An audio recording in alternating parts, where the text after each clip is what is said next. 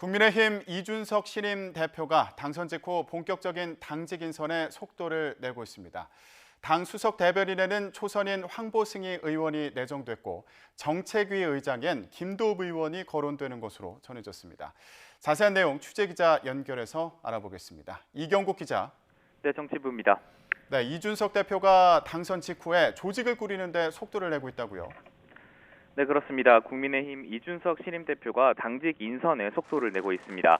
이 대표는 당선 이후 처음 맞는 주말 별다른 일정을 잡지 않았는데요. 당직을 맡길 인물들을 직접 만나거나 연락을 취할 계획인 것으로 전해졌습니다.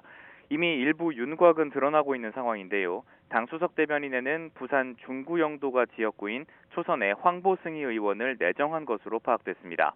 당 정책위 의장에는 삼선이자 국회 법제사법위 간사를 맡고 있는 김도읍 의원이 물망에 오른 것으로 전해졌습니다.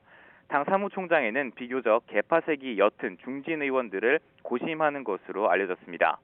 대표 비서실장에는 울산 울주군이 지역구인 초선의 서범수 의원이 제안을 받은 것으로 확인됐는데요. 서 의원은 YTN과의 통화에서 수락 여부를 아직 고심하고 있다고 밝혔습니다. 이 대표는 주말 사이 당직 인선을 사실상 마무리 지을 것으로 보이는데요. 이후 월요일인 오는 14일 천안함 희생장병 묘역이 있는 대전 국립현충원 참배를 시작으로 공식 일정을 시작합니다. 앞서 이 대표는 기자들과 만나 천안함 함장이 부하들을 수장시켰다는 민주당 전직 부대변인의 발언을 지적하며 천안함 용사와 유족의 마음을 어루만지는 것이 중요하다고 언급한 바 있습니다. 이번엔 민주당 상황도 알아보겠습니다. 이준석 체제 속내가 복잡할 수밖에 없을 것 같은데 분위기 어떻습니까? 네, 민주당 역시 30대 제1야당 대표의 등장을 환영한다면서도 긴장한 모습이 역력합니다. 여기에 어제 하루 코로나19로 홍역을 치르면서 야당 대표 선출에 맞춰 계획해뒀던 일정조차 차질을 빚고 있는데요. 애초 민주당은 부동산 세제 완화 등 당내 갈등이 불거진 사안을 이번 주에 모두 매듭짓고 다음 주 신속한 대선 관리에 돌입해서 야당과 차별화를 꾀한다는 전략이었습니다.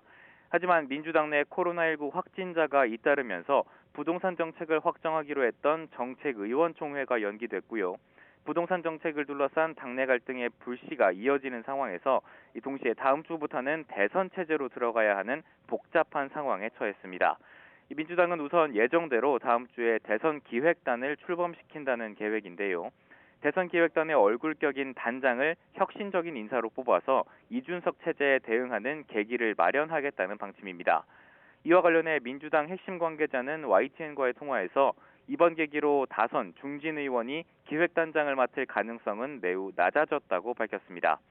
다만 이 관계자는 예비 경선 일정이야 조금 늦춰질 수 있겠지만 9월 최종 후보 선출 일정은 여전히 바뀌기 어려운 상황이라고 덧붙였습니다. 다음 주에는 코로나19로 주춤했던 대선 주자 캠프들도 다시 일정을 재개할 것으로 보입니다. 지금까지 국회에서 전해드렸습니다.